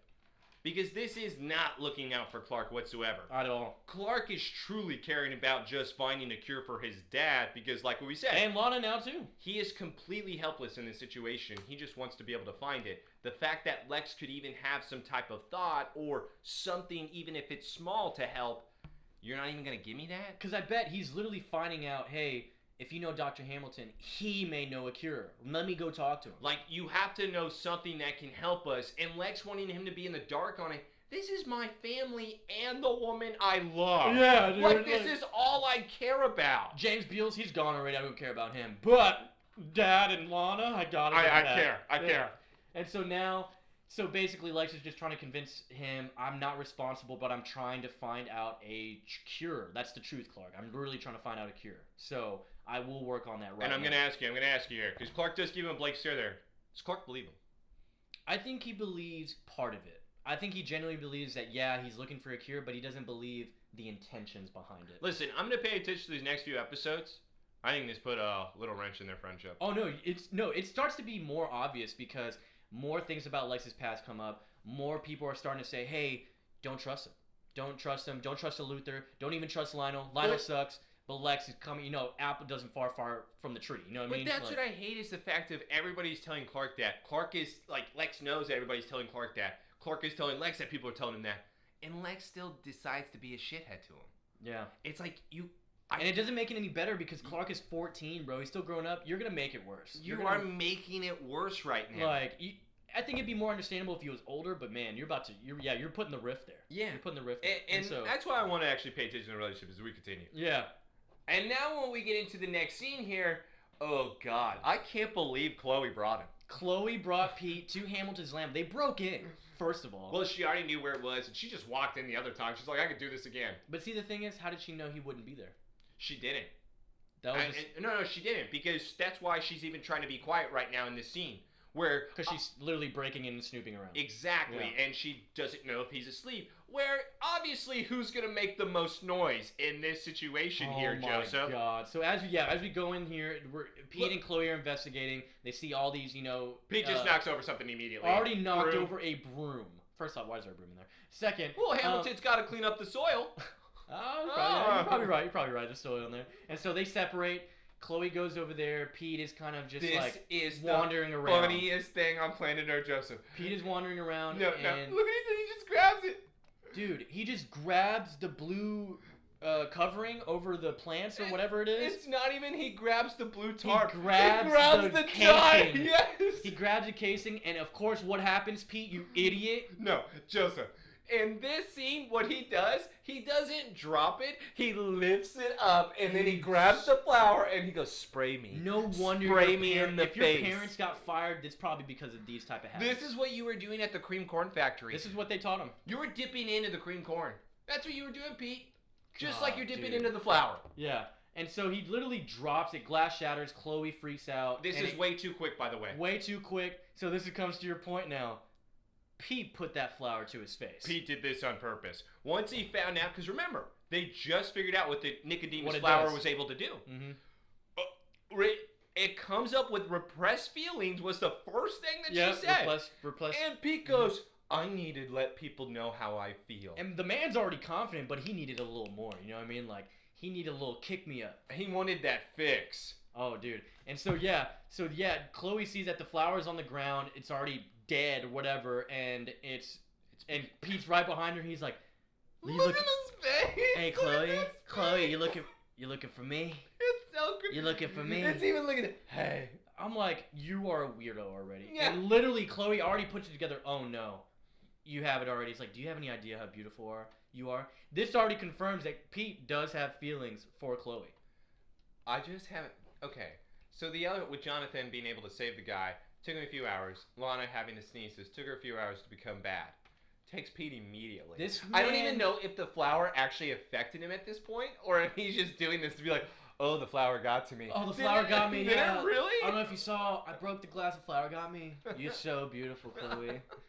It's like Pete is being super creepy, and Chloe's like, okay, Pete, you've been infected. We gotta get you to the hospital. Now Pete is just mad. Oh my God. He went 0 to 100 he real quick. Grabs her from the back. He said, oh, that's right. Yeah, just ignore Pete because he's a funny guy. I thought this was gonna turn into the last house on the left. Just ignore me because you only have eyes for Clark. Oh my God. Look at him. Everyone's so insecure. My God. And then Chloe runs over to the desk. Pete just grabs it and just throws it on the ground. And what does he say? He's probably hanging out with his new best friend, Lex Luthor. Okay. All right. So, Pete... I kind of feel bad now. All right, Pete. Why do you think he's hanging out with Lex right now? Dude, look at you, bro. Look at the way you're acting. I'm not even convinced you're on the flower yet, bro. I think you're throwing a temper tantrum. Because we saw how mad you were about something 12 years ago, sober. Yeah, exactly. Coherent. You've already had the hatred towards the Luthers. This is not the flower. I don't think the flower's affected him yet. Dude, I know it's pollen dust, so should we call it like flower cocaine? Kryptonite flower cocaine? We're not calling it flower cocaine. It's getting them all riled up, dude. They're rock hard right now. It's crazy. So he finds a gun. Pete finds a gun under, things at Hamilton's lab. And he's Hamilton would have a gun. And then and Pete's like, Chloe, give me your keys. I'm about to go take a ride. Next time, you'll let me kiss you. Yeah, like what? And Chloe's like, where are you going? And so he's like, you know what? How about Look, it's so... he cocks the gun and points it at Chloe, bro. I'm serious. He's like, I'm serious, Chloe. Don't give me the damn keys. Whoa. And I also enjoy Chloe's not gonna do it at first. Chloe's like, no, you won't pull it. Hell nah, bro. If you're off the flower, bro, I'm like thinking you're about to shoot me. So he's not on the flower, Joseph. She gives him the keys and cuts the scene back to the hospital. Martha by Jonathan's bedside, and it's not good. It's not looking good. Clark is showing up, and they just confirm Mr. Beale died half an hour ago. 30 minutes ago. And that's not even too long after, he was infected, because John and him were infected almost practically at the same time. John's about to die probably in the next hour. Well, wait, that's what you got out of that? I didn't know when Beals was affected. Well, he was definitely infected right before that car drive. Well, yeah, no, I knew that, but I thought that Beals was actually like a day. I thought Beals was infected for a day, and that's why he was able to dig up the plant and everything. It could be possible because, remember, John had his nap. He had pretty much like a whole day to himself. Well, and my other thing on the reason why I say this is because haven't we seen where the flower then spits in the person's face and then dies? Yeah. But so the flower he had wouldn't have spit in his face. No, it did. No, I'm talking about the flower that he had in his seat, though. But I think it spit in his face before he got it into his car. See, I thought that was another flower. And plus, also, he was admitted to the hospital quicker because of the crash. See, I thought he was spit in the face from one flower, and then he went back and then took another one to then take it back to Lex. Give me more! Give me more! And so, back here, so Clark, and I actually really like this little story that Martha has. It's a sweet little story between her and John. It shows how dumb Jonathan is. I'm glad that you love the dumbass Jonathan in college. It's a nice little story of when they met, dude. That's great that she went up to Jonathan saying, when they were in college, she saw him wearing his denim, jeans, shirt, whatever. I can't wait to go, but he's so cute. Goes up and talks to him, hey, can I borrow your notes for the class? What he didn't know is that I was the note taker for the class. Until this day, he still doesn't know. Okay. So he's clearly oblivious like Clark. Hold on. Joseph, you've been to a school where there are TAs, teaching assistants. You know their face. You know their face. You know where they are because they stand in front of the class when they're taking the notes. Look, I like the story, okay? Don't just give me it. Just give me the story. God, you know what? Now I know why Clark got into pot. It's because Jonathan did it. And so, hey, I wanted to also point out, because I just added it, unannounced visit on Chloe's part at Hamilton's lab. She just barged in there, bro. That was the third one this episode. That's true, and because Hamilton's never expecting somebody. Dude, no, never. Unless it's Lex. I mean, maybe, Yeah, I wouldn't call that, because that's his boss, so it's like, that's kind of Lex's office. You got to expect at least a daily maybe visit, or at least weekly, You got to expect somebody for him to check on what he paid for. Yeah, $100K? I'm going to check on what my investment is.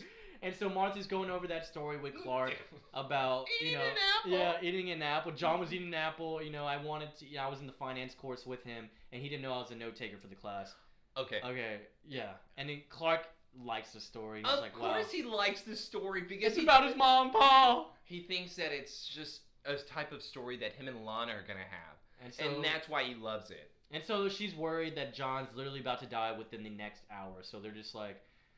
They're tripping right now. And then so we have Chloe come in, kind of, I guess, interrupting the scene after they're done. Wait, this is so awkward that Chloe. I would not come into this room. I would not. Like, you see them having like you see Martha literally crying. Yeah, man, I am not going anywhere near this room.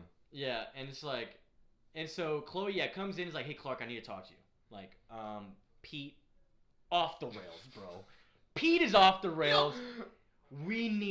He's about to go do something bad. What I love though is that if Clark, I think he put the flower in his face on purpose, Clark. Yeah, he's infected. Quote, infected. I'm a little confused. Clark, I don't know if he is infected. Yeah, Like, I don't know. Can you go talk to your friend? So he's about to go shoot your other friend. And so yeah, she reveals that little tidbit, and Clark's like, oh shit, Pete is about to do something crazy. Well, and it's because it goes back to what she has already hinted out, where it was the jealousy from Pete. Mm-hmm. So with Pete being so jelly about Clark and Lex's relationship, you would automatically imagine Pete's gonna go and kill Lex. Yeah, she literally tells him like, yeah, he grabbed a gun, got my keys, and he's gonna go to Lex. Hold on. Wouldn't Pete be more jealous of Lana? Would he?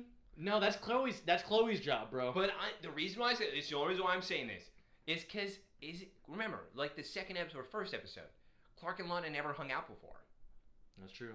And then all of a sudden are now hanging out like every other day. Well, they don't hang out that much. Remember, it's no-fly zone right now because of Whitney. I thought that just meant hitting on her. No, it literally means like they're not hanging out as much. Because remember, the whole point from the very beginning when they had their episode, he didn't want to take advantage. So you're saying that's why Pete is angry. Because you would think Pete used the excuse of Lana, and that's why Clark wasn't hanging out with him. He drops Lana, and he's still not hanging out with Pete. No, Pete is not hanging out with him. Or no, sorry, Pete is mad because Clark is not hanging out with him because of Lex, dude. Stop. That'd be weird if he's making it about Lana. God, that's Chloe's job. Stop it. You're making Pete look worse. You know that, right? Hold on. Pete looks really bad in this episode already. Oh there is no way I can make him look worse. Pete Ross just needs to just up and get out of here, bro. So Hamilton is showing... Yeah, we're now going to the next scene. Yeah, we have next scene at the mansion. We have Hamilton showing Lex the instructions Native American book on how to cure it, and so they're going to want it back. Well, we need to get a team on this, and ASAP, you know. And unannounced Pete shows up to the mansion with the gun. What I love is that Lex like, Pete, what the hell are you doing in my house? Yeah, like Pete, it's like, you pretend to be Clark's friend, but you're not! You're not Clark's friend! Well, he's like, I know the truth about you. And it's funny because Pete's right. Because guess who's in the room with him? He's like, you talked to Hamilton? I thought you didn't know him. And it just validates what Pete has always said, where it's not necessarily I think they are telling Clark to stay away. Yeah. But no matter what Clark should be doing is questioning Lex. And dude, Pete... He fires at Hamilton. Already fires at Hamilton as soon as he goes. That book would be burned alive. The good book drops in the fireplace. That book would be burned already. I have a question. I'm going to raise a hand here. Joseph, why does Lex have to grab the book from the fire? Why can't Hamilton just kneel down and grab the book? I don't understand. Maybe because his right arm is shot? He got shot in one arm, though. You have another arm. Just bend down and grab the book. You were able to grab the fire poker, but you're not able to bend down and grab the book? Dude. You need Lex to walk over the 20... Pete told me paying attention to Lex. Dude, and Pete is just out of his mind right now. He's just like, dude, you come to town, you're suddenly Clark's new best friend. Dude, he's so jealous. So jealous. And so Hamilton gets the fire poker, fucking just swats Pete's hand. Honestly, this would hurt, bro. Well, yeah, no. It's because he's telling Lex to grab the book because Hamilton, once again, for some reason can't bend down. And he's trying to distract while Pete is following him. Pete's about to pull the trigger. Hamilton hits him. Pete's in pain. Now Pete's running for the gun. Now Hamilton runs away with the book. Fires. Now they're going crazy. Everybody is ducking for shots. Pete now has Lex all to himself. Yeah, Hamilton gets out of there. You know what's crazy, though? If you really pay attention... This is a 6-shooter, right? I actually counted the bullets too. Yes, he's out. He couldn't shoot him if he wanted to. I was going to say he is out of bullets at this point. It'd be convenient if maybe Clark uses X-ray at this point. It's convenient when Clark wants it to be. Like, hey, let me see how many bullets are in there. Because if there's not any, I'm not even going to worry about it. And you would also think that Lex should be smart enough to count the bullets too. I'm disappointed. That's actually true. Yeah, Lex but would also, be that guy. I mean, you are in the moment. Maybe, I mean, adrenaline's pumping right now. Maybe you're just not paying attention. Maybe just, I'll give it to them like that. You're worried about the Native American book. Honestly. Yeah. I'm truly concerned about that because that's the whole objective here is the cure. And so Clark comes in and is trying to tell Pete, hey, put the gun down, man. And so he finds out from Pete, hey, Hamilton was here. Yeah. I told you, Clark. No. You want me to put the gun down? I was right all along. He was with Hamilton. He lied to you. He is a bad person. And Clark's already kind of flipping the switch. He's like, oh, is that true, Lex? He's like, and he's pissed. He looks pissed. He's like, what the hell? He's like, I don't believe you. I don't believe anything you're saying right now. You're right, Pete. He's been lying to everyone. I know who my true friends are. But then as he says that, it's like, okay, maybe you're playing with him a bit. Well, yeah. Maybe you're playing with him a bit. I did not. The moment he starts walking towards Lex here, I knew that this was all just an act from him. My only question to you is going back to what I said earlier. And do you believe him? Oh, dude. Does Clark believe Pete, or does he believe Lex? Dude. Yeah, so it's very conflicting. I feel like he's conflicted too. Like, he knows Pete's out of his mind, so it's hard to believe him, but it's also his best friend. Why would he lie? Like, truly his best friend. You know what I mean? And then you have Lex, who, he just came into town. You don't actually know him that well, but he's always been good to you. Were the symptoms of the Nicodemus flower lying? Or was it repressed feelings and anger? Because that's what I heard that the symptoms were, which means... repressed facts, basically. Yeah, exactly. Of you spewing what you don't want people to usually hear. Pete, why would Pete lie? Exactly. And that's why, for me, even though it's an act with Clark in this scene, I think that Clark doesn't believe Lex. Because at this point, too, he's seen it with everyone else. Yes. They're not lying about things. Not. Like, you know what I mean? And so... And I love this. Once Clark knocks out... So he pushes Lex against the wall. Like, basically, kind of stuns him for a second. Dude, he pushed him hard. He could have done that forehead slap to Lex. Why didn't he do that? Yeah, but see, the thing is, Lex would question it because he's like, the last thing I remember is you putting your hand on me and you knocked me out. Because Lex would question that. Versus, maybe stun Lex first, then I'll go to Pete, swipe the gun from him because I'm so damn fast, and then I'm going to put my palm to his forehead very gently because I'm going to knock them out. I love the palm of the forehead is like... Dude, it's so cool because that's the first time he does it. He continues to do that various times in the that's future. my favorite. That is like one of my favorite moments. I love the aggressive push to things, and then I love the swat on the forehead. I'm like, because I would love to do that to people. I would love to do that to people. What did you just say to me? Boom. It's like, you just need to go to sleep or something. Like, let me flick your head or something. Like, dude, it's so awesome. And so he gets Lex up after he knocks out Pete. And he's like, man, you had me for a second, What did they Clark. feed you on that farm? Honestly, and I mean, at this point, it's like, see, it doesn't make it any better, too, because Lex is like, damn, how does a 14-year-old kid just tossing me like this? Yeah, but what doesn't make it better, too, and why I just don't care, is the fact of Clark, was Hamilton really here? Lex's response, what do you think? Listen, man, I don't need you to ask me a question to a question right now. You're right. Like, I don't need that at all. You have been, like, pulling me along. Everybody is telling me something. I'm not buying what you're selling me anymore, Rickman. Right, yeah, dude.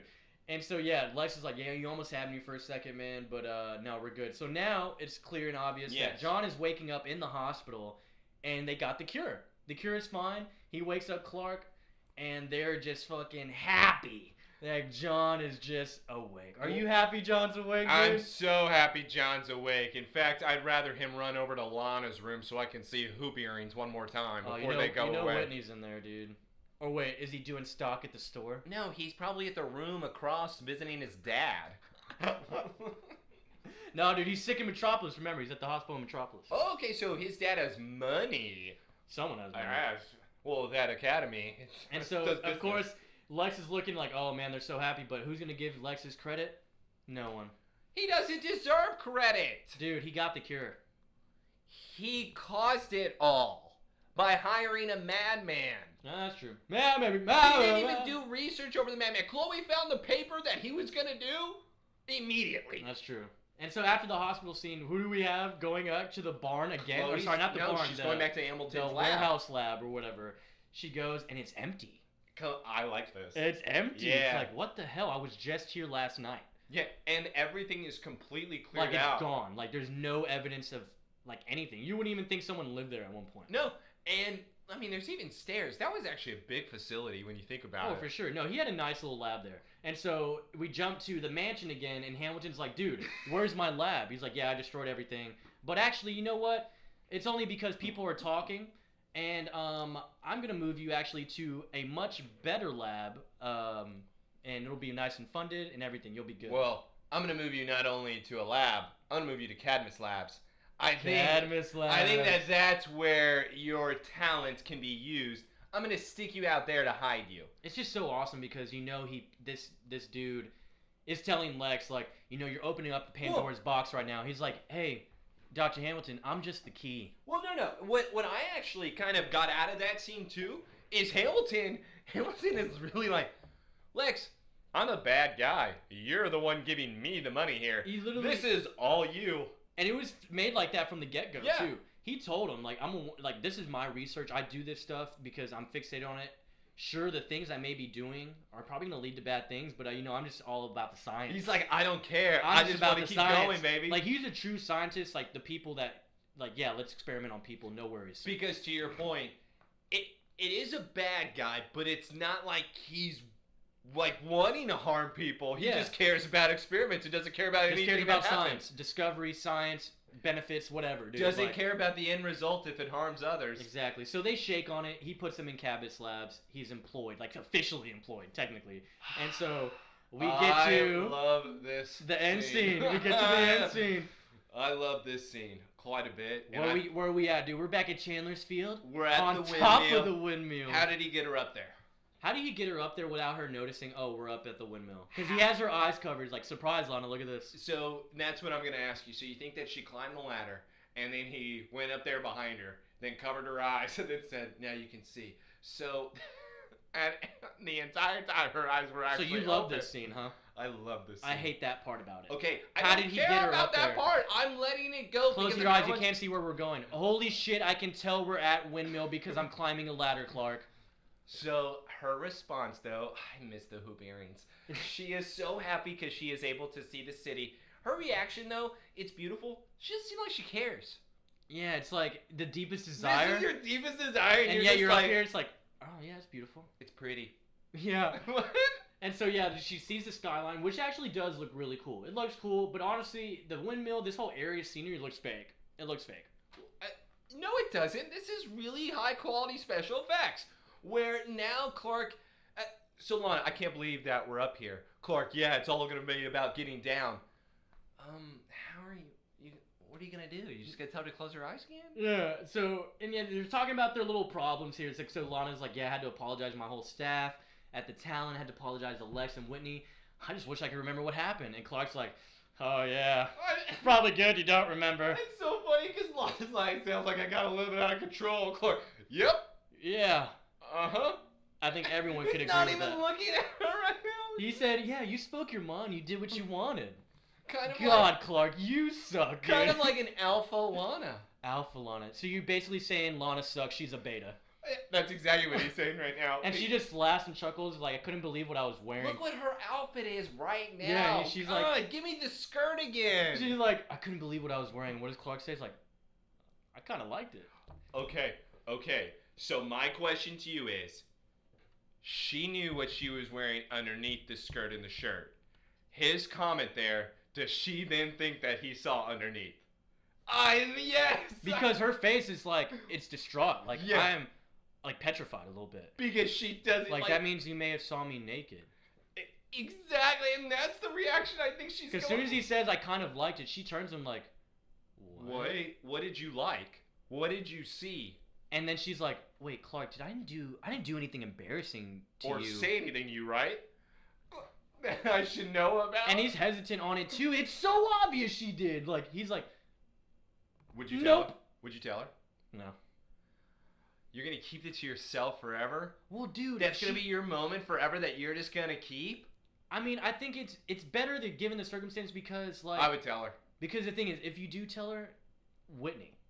You got to think about Whitney here. What am I thinking about Whitney? She doesn't... because if he tells her, that means she cheated. Listen. Dude! She was infected by the flower. Nothing that she did was her fault. She even said, did I do anything embarrassing that I should know about? She doesn't care about if she cheated. Okay, maybe if anything, he could say, well, you kind of like stripped down in front of me. He doesn't have to say anything about the kiss. That's true. The stripping down would have been funny. No, for sure, I'm going to keep the kiss to myself. Yeah. That will... To your point, that has to stay with you because otherwise that's going to create so many issues you don't want to be a part of. It's like, yeah, you stripped down in front of me, but I rejected you because I'm a fucking alpha male. And Clark's also the worst liar. No, nothing happened. You were great. His face. He's like, and she's like, good. And I feel like she's not even convinced. She's like, so how does it feel to be on top of the world? this is so bad because it also just shows no wonder Clark is able to get away with having powers around you. Lana, you can't be that oblivious. That was the worst lie he is told on the show. Mm-hmm. And he's like, I feel free. It feels good to be up here. And dude, they're just so in love, bro. The way they just stare at each other. Well, what I love about this episode more than probably life itself is the panning out of the windmill and then you two playing. Beautiful day, bro. It's a beautiful day. Dude, it's a nice little ending. It's yes, a nice little soft touch. I love that. And then I got my credits roll. I love this ending. This is the post-nut clarity of the episode. Yes. This is like, wow, life is good right now. I'm having my cigarette in bed. Yeah. Everything done. I am now going to be getting me something to eat. My chores are done for the day. Dude, and that's it. We pan out. That's credits. We end the episode. Like I said, it was a long one because, man. It's a good episode, It's a solid episode. It's because it plays more into the lore of everything going on. Well, there's a lot of things that tie in. Yeah. Now. And also to point out with the Nicodemus flower, that's actually a town in Kansas in real life. Really? Yes. That flower has to be real then. It might be. I'm going to look. That's It might cool. be. But I know for a fact that in Kansas there is a town called Nicodemus. And it's funny because obviously Smallville takes place in Kansas. Do you think that's where they shot Smallville? In Nicodemus? Yeah.